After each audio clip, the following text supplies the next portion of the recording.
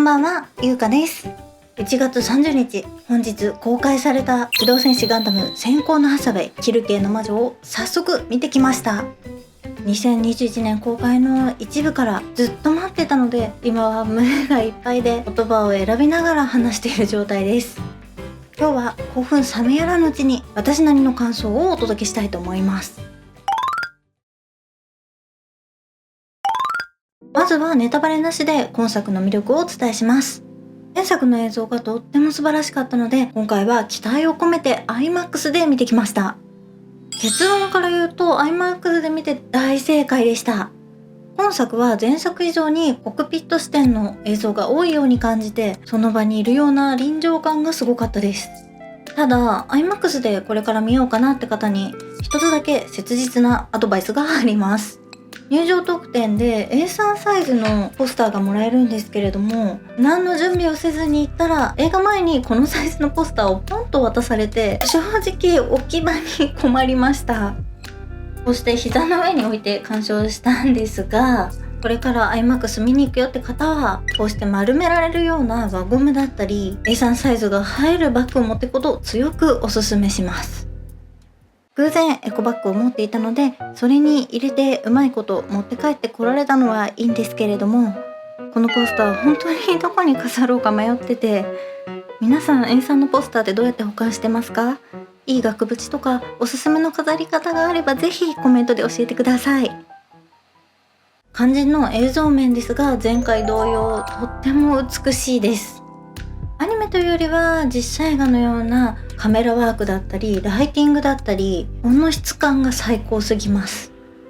ただ夜の戦闘シーンが多いので、スクリーンによっては全体的に暗くて何が起きてるかわからないと感じてしまうかもしれません。なのでできるだけ色の表現が豊かな高画質なスクリーンを選んで見に行くことがおすすめです。せっかく緻密な描写が真っ暗で見えないのはもったいないので、劇場選びにはこだわってみてください。でも安心してください。数回ある昼間のシーンではしっかり動くクシーガンダムを拝めます。特に海の上で輝く姿や夕焼けに染まるクシーはため息が出るほどかっこよかったです。あと音楽も最高でした。前作のアレキサンドロスの閃光のような勢いのある感じとは対照的に、全体的にしっぽりとした大人な雰囲気です。ユーカウェイなんていなかったんや。本作はハサウェイの心理描写がより深く描かれているので、その葛藤に寄り添うような音楽がぴったりでした。音といえば効果音のこだわりもすごいです。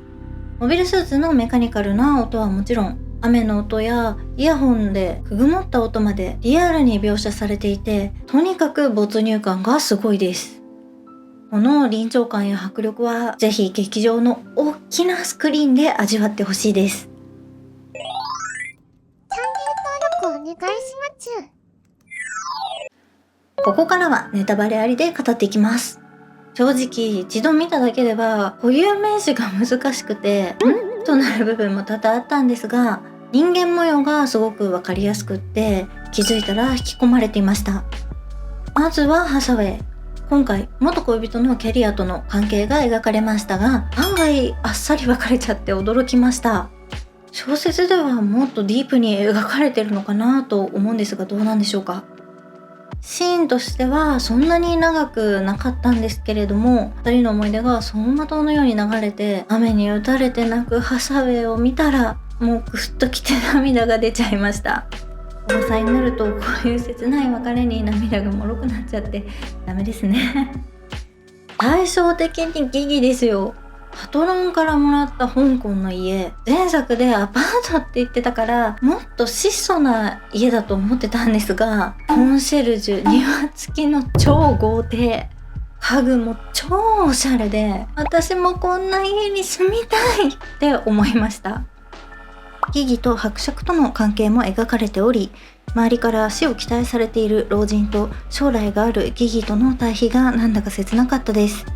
パトロンだからというだけでなく、伯爵に同情して恩義も感じているギギ。天真爛漫に見えてすごくいい子なんだろうなと思いました。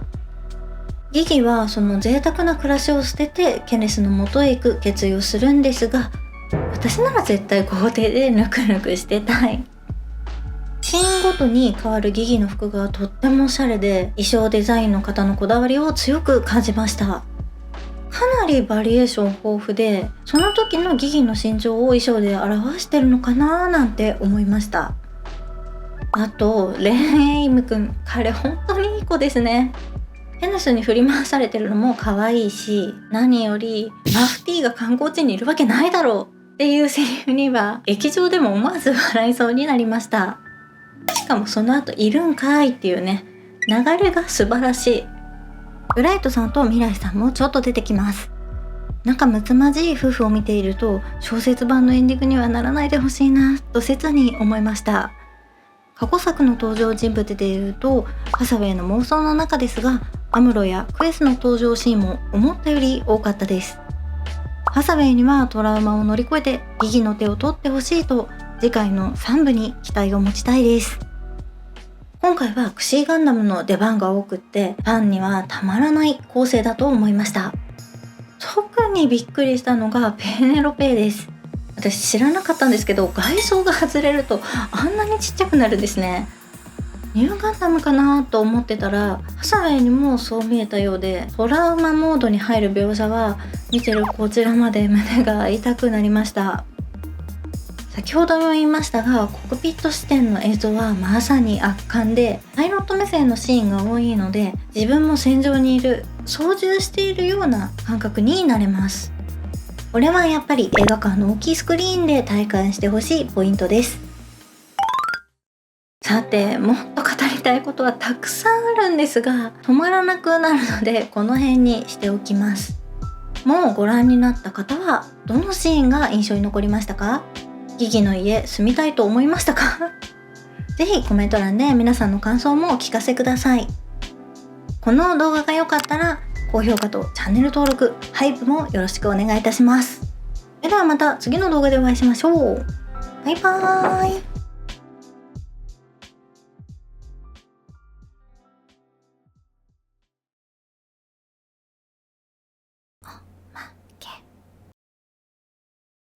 本編の続きやんって感じなんですが、1週目入場者プレゼントの書き下ろしイラストカードを2種ランダムを開けていこうと思います。ででんと、おお